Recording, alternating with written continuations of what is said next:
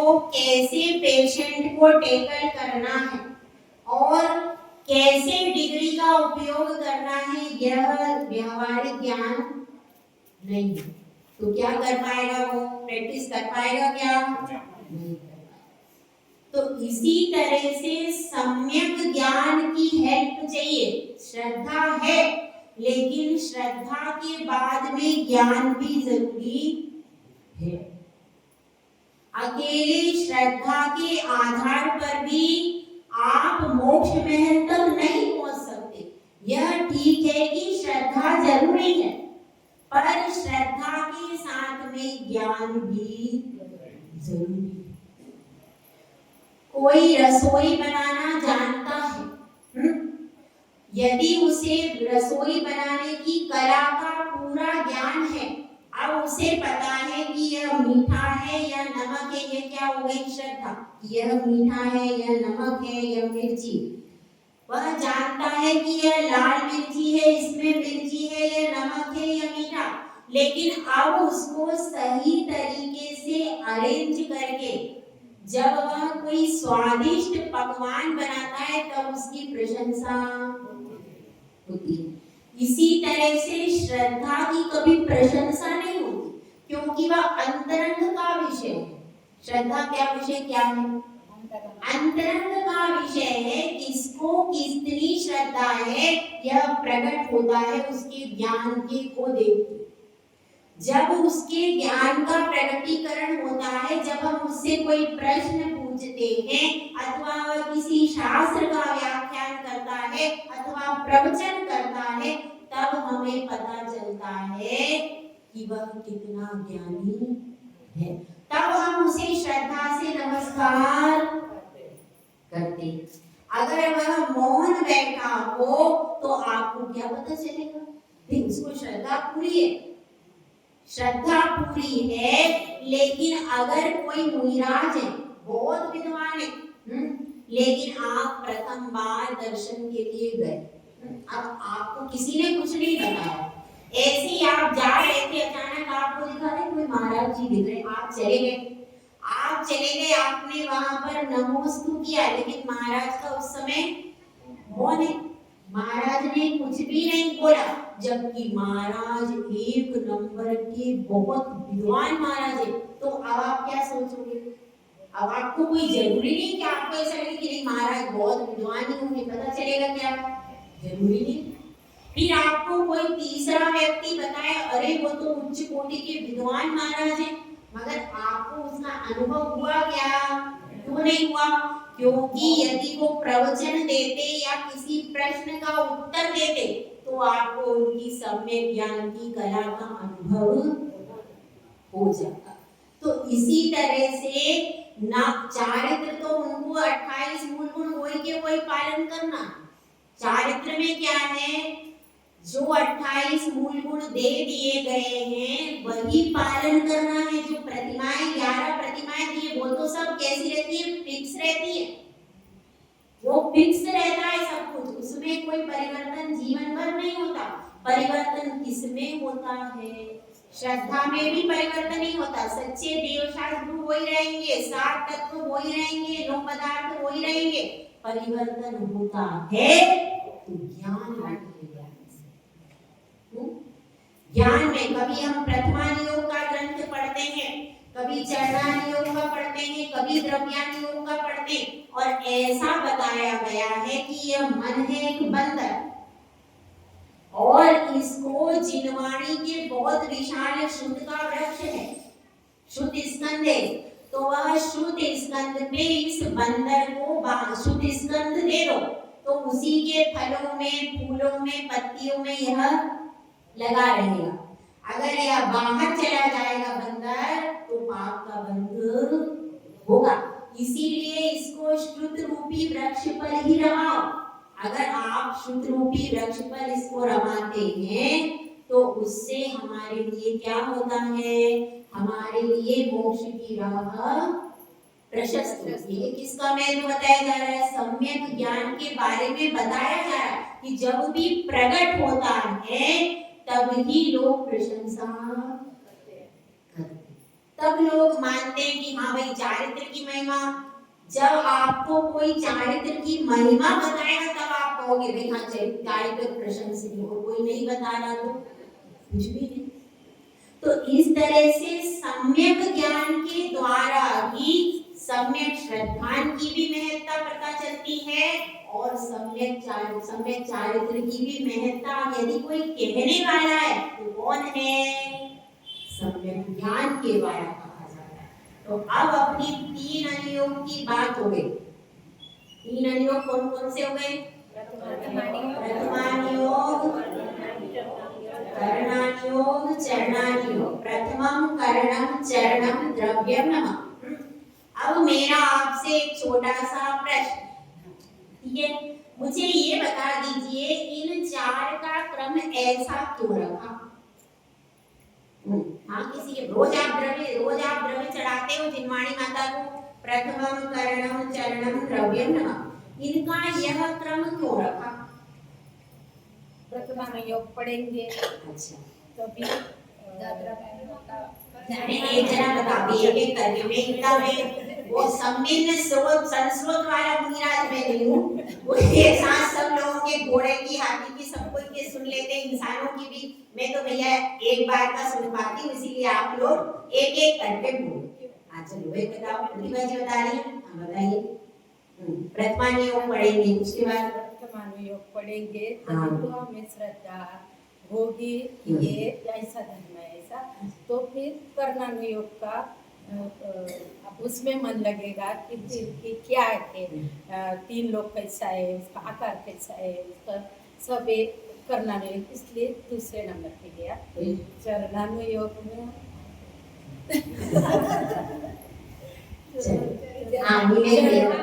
बहुत अच्छा आंसर नीलेश भैया बताया, जो पहली क्लास में भी नहीं आया आज आप मिस हो गई। हम चल रहा है। हाँ मैं और कोई बता रहा है महिलाओं में, कोई बता रहा है? और शिल्पा जी बताएंगी?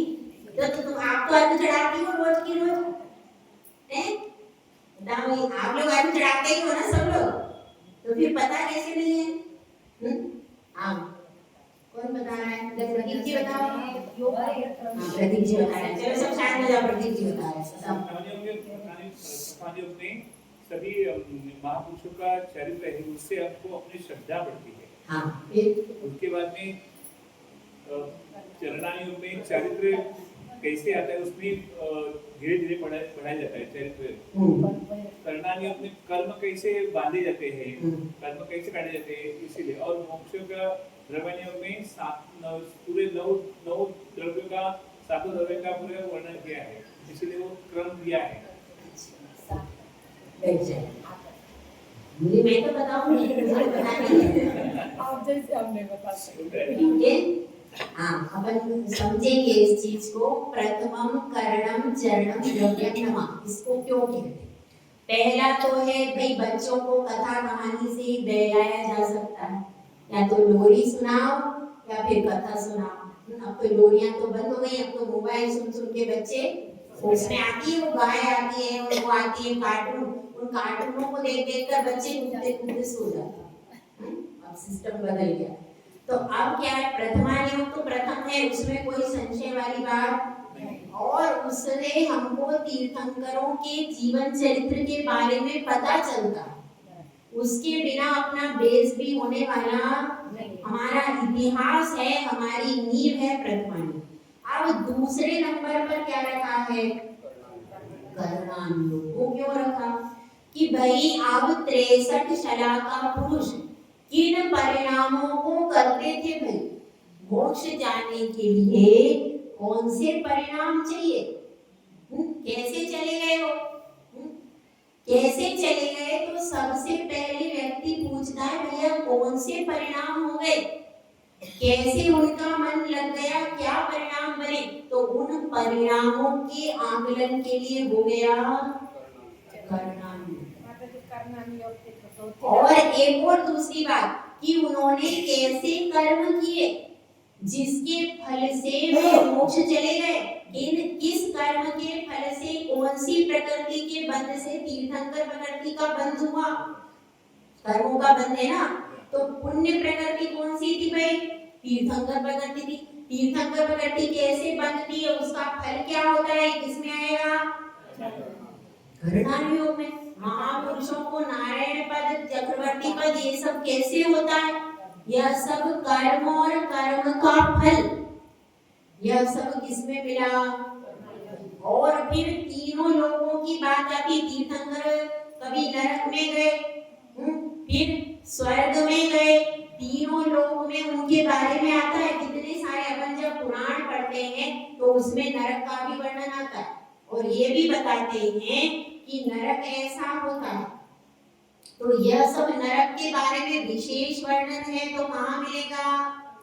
कर्णानी। तो तीन लोक के बारे में और कर्म के बारे में और अपने परिणामों को संभालने के लिए क्या है? कर्म।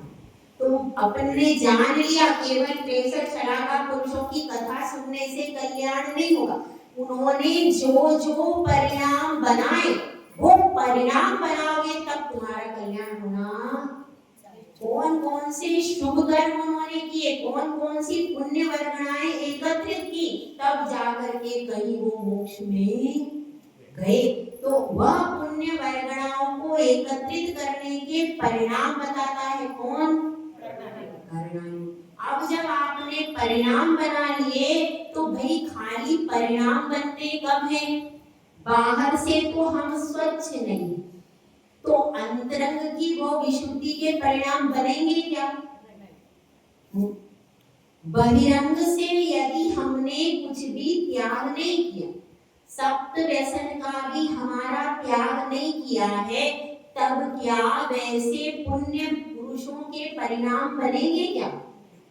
तो फिर क्या करो, आपने परिणामों का जान लिया, लेकिन भाई बहिरंग से भी त्याग करना पड़ेगा। बिना बहिरंग से त्याग किए बिना चले कोई काम नहीं होगा। तो फिर पहले ही बता देते भाई, पहले चरण को रख देते। बात तो समझ में आ रही है, हैं? पहले चरणानियों को क्यों नहीं रखा?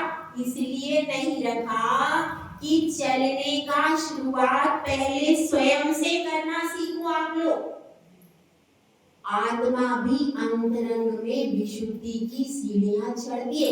पहले आप अंतरंग विशुद्धि को पकड़ो, क्योंकि मेन है अंतरंग विशुद्धि, बहिरंग की विशुद्धि मेन नहीं है। ये बात एक अलग है कि तपेली को आप अग्नि पे चढ़ाओगे तभी दूध गर्म होगा, लेकिन इसको आचार्य जी ने पहले क्यों नहीं रखा तपेली को? कि आप पहले अंतरंग की विशुद्धि पर ध्यान दो। अंतरंग की विशुद्धि मुख्य है, तपेली गौण है, इसलिए चरणानियों को तीसरे नंबर पे। समझ में आएगा?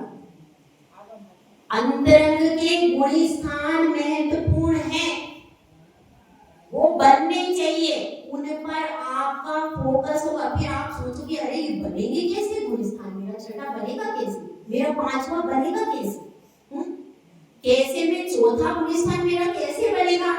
जब यह प्रश्न होता है कि शिष्य का कि मेरा चौथा गुण स्थान कैसे बनेगा, मेरा पांचवा कैसे बनेगा, मेरा छठा कैसे बनेगा, तब कहते हैं कि आ जाओ अब आप चौथे गुण स्थान को बनाना चाहते हो, चलो लाइन पे सप्त व्यसन का त्याग करो, आ जाओ चरणानी योग में। हाँ भाई, अब क्या करना पड़ेगा?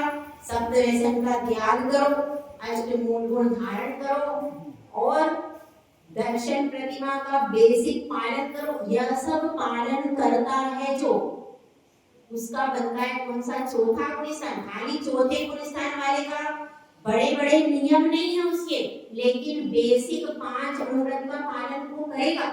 हाँ, अतिचार सहित करता है, निरतिचार, पर स्वाभाविक रूप से जैनाचार और कुलाचार का पालन करता है चौथा गुण स्थान। ऐसा नहीं है कि कुछ भी प्रवृत्ति कर रहा, ऐसा नहीं है। सप्त व्यसन का उसका त्याग होगा, लेकिन नियम नहीं लेता है। तो ये सब चीजें, फिर कहेगा कोई कि भाई मैं तो 5वां गुण स्थान की विशुद्धि चाहता हूँ, वैसे परिणाम चाहता हूँ, तो फिर आ जाओ, आप ले लो, प्रतिमाओं को ले लो। आगे बढ़ना चाहते हो, आरिका माता जी का व्रत लो और 11 प्रतिमाधारी का व्रत लो। फिर आगे आपको सारी स्टेप बाय स्टेप समझाते हैं, रास्ता दिखाते हैं कि ये अंतरंग का रास्ता है, लेकिन पहले बाहर से चलना शुरू करो, फिर ये रास्ता आपको पहले बता दिया। क्यों? पहले बड़ा माल दिखाते, दुकान पे जाते हैं तो खास माल जो होता है, खास माल आपको दिखा दिया करना योग में, अरे इतना होता है, इतनी विशुद्धि बढ़ती है, एकदम कर्मों की निद्रा होती है, ऐसे मोक्ष चले आते हैं, सब सुन लिया। अब भाई करेंगे कैसे?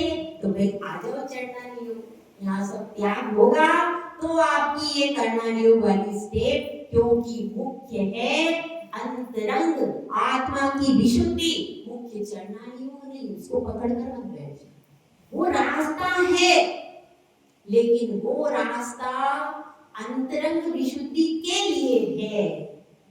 समझ में आई बात? तो अब चौथी चीज की बात हो रही, अब चल लिया, परिणाम भी बना रहे, लेकिन अब चौथी स्टेप की बात आ गई। चौथी स्टेप कौन सी है?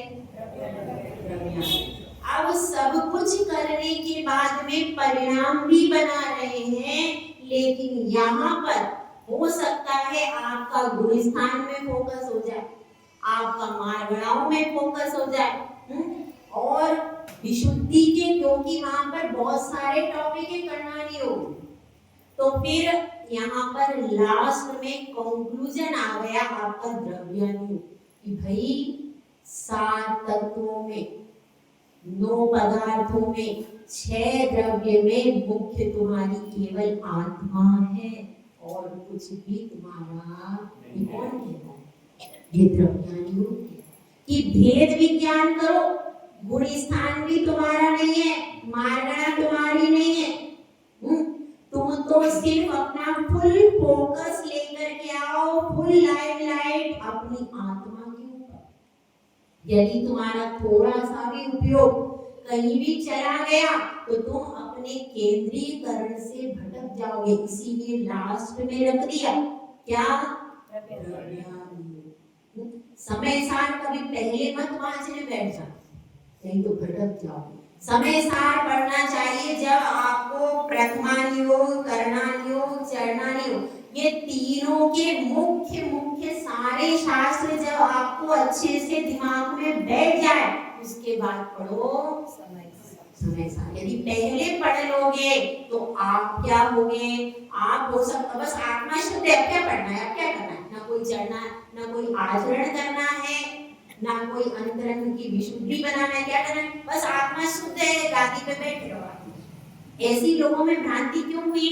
क्योंकि उन्होंने तीनों अनुयोग का अध्ययन किए बिना द्रव्यानुयोग को पढ़े, तो इसलिए स्टेप बाय स्टेप आप पढ़ते हैं तो आप कभी भी भटक नहीं सकते। तो अब अपनी बात चल रही है द्रव्यानुयोग की, तो अपन उसी का लक्षण देखते हैं।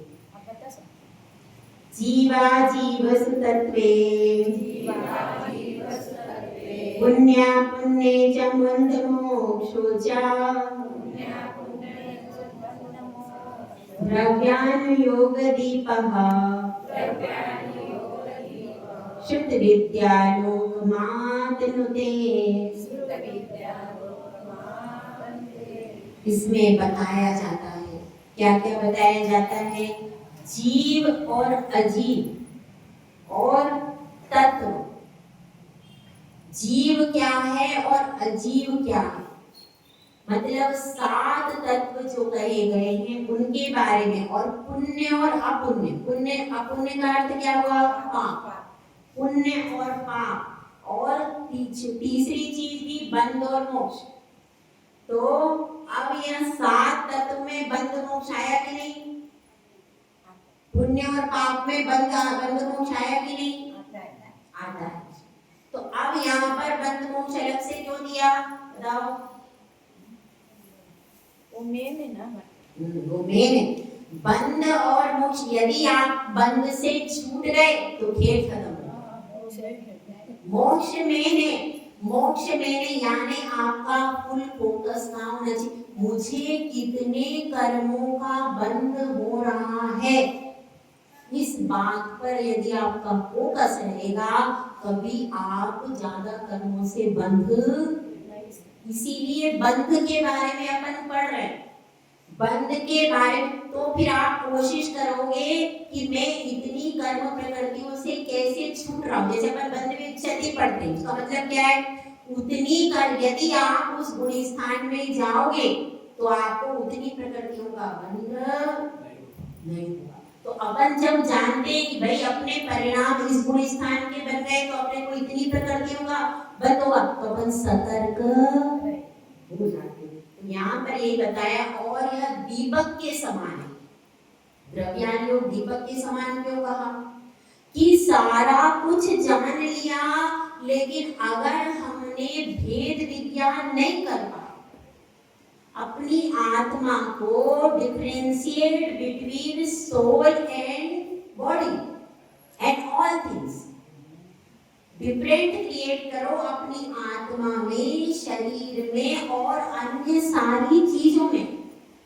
मैं पहले वो ध्यान बहुत करती थी, अब थोड़े दिन से मेरा छूट गया, मैं यही करती थी, बस सुबह उठ करके डिफरेंस करती रहती थी अपने आप में और बाहर की चीजों में, सब में करती थी।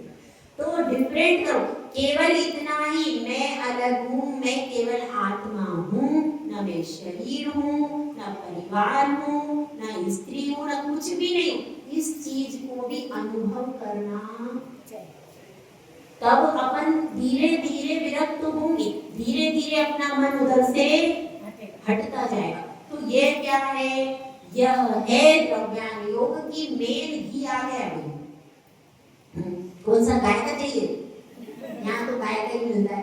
तो गाय का शुद्ध घी क्या है, द्रव्यान योग शुद्ध घी। आपको पूरा शुद्ध घी ला करके यहाँ बता दिया, कि आपकी दृष्टि भेद विज्ञान करके फुल लाइट में रहनी चाहिए, केवल आत्मा। यदि आपकी दृष्टि में कुछ और रह गया, दूसरी चीज, तो अभी आप लक्ष्य तक पहुंच नहीं पाओगे। इसलिए अपनी दृष्टि में अपनी आत्मा को रखो, बाकी सारी चीजों को माइनस करते जाओ, माइनस करते जाओ। सिर्फ आपकी आत्मा और अनंत दर्शन, अनंत ज्ञान, अनंत सुख, अनंत भी, बस ये रहना चाहिए, अनंत गुण। और बाकी सारी चीजें क्या है, सब माइनस करने वाली, सब यही रहने वाली, जाएगी दूसरी चीज। इसलिए वही आपकी ओरिजिनल चीज है, और द्रव्यान योग केवल ओरिजिनल को पकड़ता है। तो इसीलिए दीपक के समान है, कि वह पीछे एक दीपक होता है, कौन सा, अंत्य दीपक। तो यह द्रव्यान योग अंत्य दीपक है, यानी यह दीपक लास्ट में रखा है। अब यह उजाला कहाँ कहाँ कर रहा है, यह उजाला पीछे तीनों में कर रहा है। प्रथमान योग में भी उजाला कर रहा है, और करणान योग में भी उजाला कर रहा है, और चरणान योग में भी उजाला करने वाला ये। अगर आपने इसको बुझा दिया तो फिर आपके तीनों में अंधेरा हो जाएगा। इसलिए इस पर ध्यान देना जरूरी। अब एक छोटे से दृष्टांत के द्वारा अपन समझते 4 अवयव के बारे में दृष्टांत। ठीक है, एक माँ अपने छोटे से पप्पू को लेकर के जा रही थी, कहाँ पर, मंदिर। अब मंदिर में ले जा रही थी, आज पप्पू वाली माँ आई भी नहीं है, छोटे पप्पू को लेके आती ना, तो वह पप्पू को लेकर के आ रही थी, जा रही थी। अब पप्पू रोए ही जा रहा, चुप ही नहीं हो रहा। अब माँ भी परेशान, लोग भी देख रहे, क्योंकि अगर आपका पप्पू लेकर के आप जाओ, आपको अनुभव होगा, आपके 2 बच्चे हैं, अब पप्पू लेकर के छोटे जब होंगे, लेकर के आप जा रहे और वो चुप ही नहीं हो, तो सारी पब्लिक क्या करती है, सारे अड़ोसी पड़ोसी सड़क पर भी देखने लगते हैं, कौन है ये, क्यों रो रहा है बच्चा। अब वो माँ चुप करा रही, लेकिन चुप हो ही नहीं रहा। क्या करें, अब मंदिर तो जाना जरूरी था, तो अब लेके जा रही है और सब लोग उसको देखते जा रहे हैं। अब वो भी क्या करें, लेके जा रही। अब वो लेके गई, अब मंदिर आ गया, पप्पू चुप ही नहीं हो। अब उसने कहा देखो मंदिर में आगे पूजा कर रहे हैं, कोई कुछ कर रहा है, अब सबका डिस्टर्ब होगा, अब यहाँ भी हो रहा है, वो चुप नहीं हो रहा। अब क्या करें, अब उसने पहली बात कही, देखो बेटा, हाँ तुम्हारे दादाजी, हाँ अब क्या हो गया, अब वो पप्पू क्या हुआ, वहां पर दहलीज से गिर गया। अब वैसे ही वो रो रहा था, रोजला वो ज्यादा गिर गया तो और रोने लगा। अब वो रोने लगा, अब माँ ने कहा क्या करूं, संभालूं? तब उन्होंने कहा देखो तुम्हारे दादाजी भी तो गिरे थे, ये तो रोए नहीं। मतलब समझ में आया प्रतिमानियों कि तीर्थंकर महापुरुष थे, वो भी क्या हुआ, उनको भी कष्ट आया, उनको भी परेशानी आई, लेकिन उन्होंने सहन कर लिया। वो कुछ बोले नहीं, तुम क्यों रो रहे हो? अब तो चुप ही नहीं हुए। अब क्या, अब उन्होंने कहा ठीक है, अब इसके बाद फिर उन्होंने दूसरी बात बोली। अब दूसरी बात बोली तो क्या बोली? हाँ, प्रथमान योग फिर करण योग, मतलब कर्म के बारे में। देखो तुमने कल दीदी को मारा था, अब इसीलिए तुम आज गिर गए, अगर तुम दीदी को नहीं मारते तो तुम नहीं गिरते। अब ये क्या बात है? कर्म और कर्म का फल। तो कर्म का फल यदि तुम ऐसा कर्म नहीं करोगे तो आपको फल भी वैसा। तो भी चुप नहीं हो रहा बच्चा, अब चुप नहीं हो रहा। अब सब लोग मंदिर वाले देखने लगे, अभिषेक कर रहे, वो भी देखो भाई यहाँ पे कितना रो रहा है ये बच्चा। अब क्या हुआ? अब उसने कहा तीसरी बात बोली। तीसरा कौन सा योग है? चढ़ना योग। देखो तुम संभल संभल के नहीं चलते, यदि देख के चलो, संभल के चलो, तो तुम क्यों गिरो? तुमको संभल संभल के चलना चाहिए। तो इस तरह से क्या चढ़ना योग? चढ़ना योग का मतलब क्या है कि देख के चलो, संभल के चलो, तो उससे क्या होगा? जीवों की हिंसा नहीं होगी, तुम्हारा अहिंसा व्रत का पालन होगा। यह सब संभल के चलो, देख के चलो, ये क्या हो गया? चढ़ना योग। अब क्या हुआ? वो तो चुप ही नहीं हो रहा। अब माता ने और गोद में लिया उसको, गाल से थोड़ा सा ऐसे चुप करा करती, बच्चे मुझे नहीं आता। अब उसको गाल से थोड़ा थोड़ा सहलाने लगे, थोड़ा सिर पे हाथ फेरने लगे, थोड़े पुचकारने लगे और क्या कहने लगी? देखो अरे मेरा बेटा थोड़ी गिरा था, वो तो घोड़ा कूदा। कौन कूदा था? घोड़ा कूदा था, मेरा बेटा थोड़ी गिरा। इसका मतलब क्या है?